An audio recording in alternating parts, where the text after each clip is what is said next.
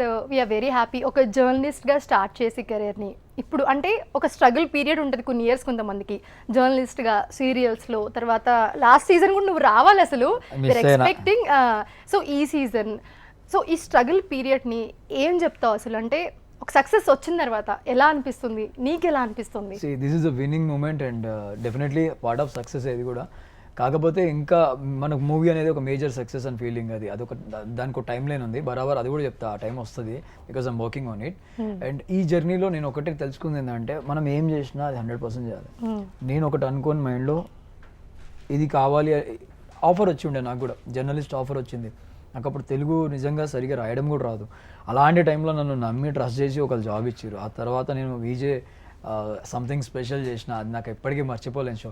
ఆ తర్వాత కళ్యాణ వైభోగం, జై అనే క్యారెక్టర్ నాకు తెలిసి ప్రతి ఒక్క ఇంట్లో ఒక పర్సన్ అందరికీ గుర్తుంటుంది. సో ఇక నెక్స్ట్ విజేస్ అని వీడు ఒరిజినల్ మనల్ని మనం ప్రజెంట్ చేసుకునేది బిగ్ బాస్. మనం ఎట్లుంటాం ఇంట్లో, మన ఫ్రెండ్స్తో ఎట్లుంటాం, మనం మన నవ్వు వస్తే ఎలా ఎంజాయ్ చేస్తాం, బాధ వచ్చినా ఎట్లా షేర్ చేసుకుంటాం అనేది నేను.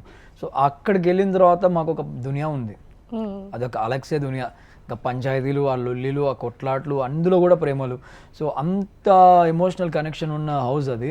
సో దాని నుంచి బయటకు వచ్చిన తర్వాత వచ్చిన లవ్ ఉంది కదా, మామూలుగా లేదు బిగులో, నెక్స్ట్ లెవెల్.